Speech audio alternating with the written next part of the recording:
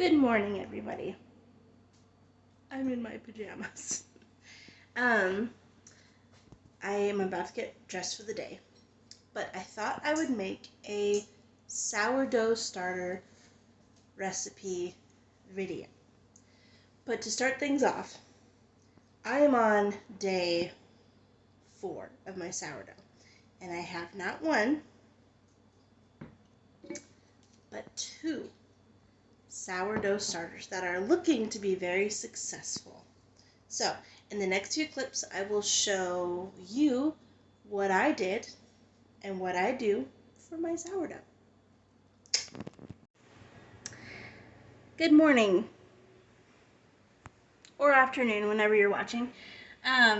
My dogs are outside playing in the snow, and so I figured I would take this opportunity when it is nice and quiet to film sort of like a part 2 to my sourdough starter videos. So let's see, there we go. It's a little impromptu, so you'll have to forgive me. And I'm doing dishes and whatever. This sourdough starter right here is, let's see, look at the date. We are about 4 days in, I believe. It's the 27th today, so about 4 days in. So small disclaimer. There are so many videos of how to make a sourdough starter, and so many videos on how to make sourdough bread, sourdough pizza dough, hundreds if not thousands. And really, this right here is just a video of what I did my first time making a sourdough starter. So I don't know it all. I really don't. I'm just starting out. But what I can tell you is what worked for me. And if you're starting out, hopefully this will help you.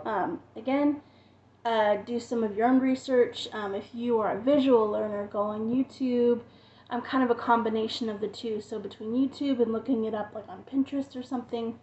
If you go on Pinterest or even Google and just type in sourdough starter for beginners or easy sourdough starter, something like that, you'll get something a little easier, because sourdough in and of itself, making it, preparing it, the start of it, it's not difficult.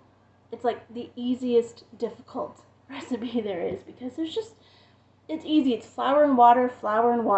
And basically what it is so instead of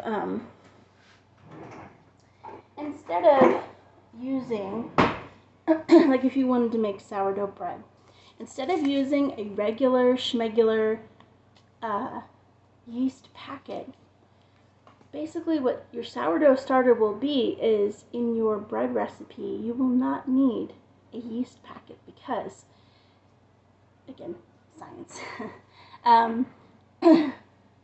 I have this loose lid on here, right? Through a kind of fermentation process of your flour and water, just by aging it, it creates a natural yeast effect in your bread dough. I hope that makes sense. In the description, I'll try my best to find a recipe or two that I kind of followed and looked at. So basically, and the other thing you want to know is, if you want to make a sourdough starter, it's not a super fast process. So if you think, oh, I want to try and make sourdough pizza on Friday, well, you're probably going to need to start Wednesday or Thursday. So this is after 4 days of putting my flour water mixture in here, and I will show you what that looks like. Alright, so as you can see, it's nice and bubbly, and that is exactly what you want. So this is about 4 days of adding flour and water and stirring it around. I feel like the best way to go about this whole thing is, once you know you have a good start on it. So if you put your flour and water in your jar, and it's best to use like a glass jar, and the next day you find, oh, I don't have any bubbles, check your environment. Is it warm enough? It's got to be at least like 70 degrees. So where I store mine is right here. I store mine right here because there's not too much of a draft right here. It's near the stove, it's near the light above the stove, and it's right by a heater right here. And if I didn't have those conditions, then if I had just a really warm area in your home, wherever, it could be in your closet, it could be in your laundry room, whatever, anywhere where there is the warmest spot. In your living room, if you have like a fireplace, if your oven has an oven light, that's a great spot too. Anywho, so this is my day 4 starter. So what I'm going to do is I want to kind of continually keeping this going so that whenever I want to make a loaf of bread, I'm not tied down to have to wait like 3 days. So I'm going to take this. I use a wooden spoon too, but this is the best because this is really sticky and then I can wash this off easily. So I'm going to take like, I just kind of eyeball it, like half a cup of what's in here and pour some in here. And then I'm going to add some flour into here, flour and water into here, and flour and water into there. So let me grab my stuff. So this one I actually already have my stuff set aside to fill this one. So I will show you on this new one what I'm going to do. So I have half a cup of flour in here. And I'm just going to pour that in. Okay. And you'll want to use between a 1/4 cup of water or a or like a little bit over. It doesn't have to necessarily be exact. You just don't want too much water. Alright, just give it a little mix, nothing too crazy. There have been times where I didn't mix it completely and it was fine, just a little mix, no big deal. And I just scrape on the sides. Then you want a loose lid on top. So whether that's like a cloth with a bit of a rubber band on it, or I'm just going to take this mason jar lid, not this one though. Well, I have to find it. This one goes on that one. But anyway, mason jar lid, put it right on top.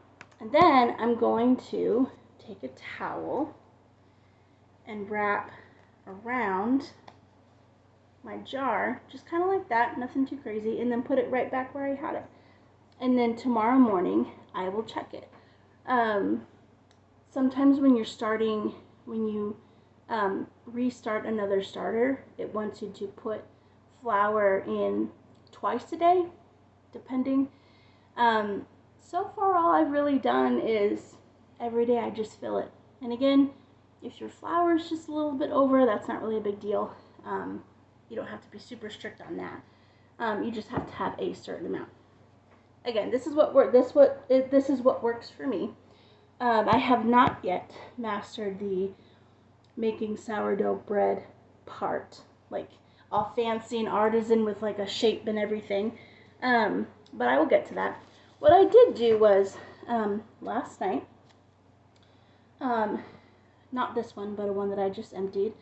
My sourdough starter had gone like all the way up to here. It was almost full. And I basically made 2 large pizza dough balls. And I made pizza in my cast iron. Turned out great. And then I just used that and I made a loaf of bread. Simple loaf of bread here that you see. We already ate half of it. And it was a light sourdough taste. I would imagine, and I'll have to do an updated video, I would imagine if I let my sourdough starter go, you know, closer to a week or closer to like 10 days, it would probably even more take on a sour taste. Or if I had prepared my dough and just let it sit out for a little bit longer, again, more of a sourdough taste.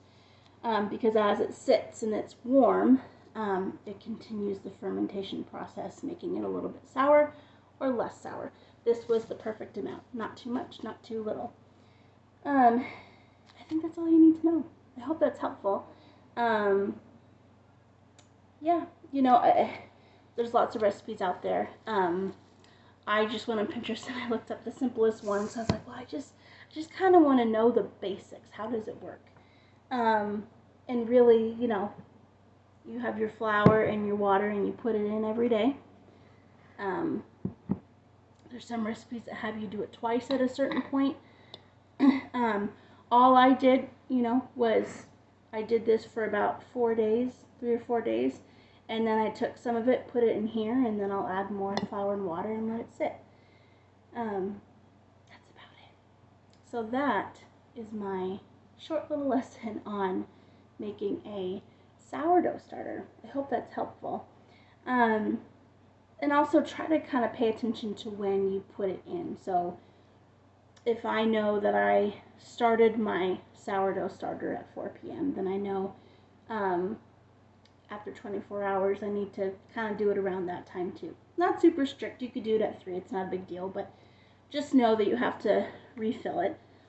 And there's nothing else I'm missing. I don't think so. Oh, and then, you know, if it doesn't bubble, just try to find a warmer area. You know, keep trying. It's worth it. Once you kind of get the basics down, it's really easy. Again, in the description, I will put down the recipe that I followed and what worked for me. I ended up making 3 full jars of sourdough starter and making 2 large pizzas, and some bread dough. So it worked out for me. Alright guys, thanks for joining me. I'll see you next time. Bye.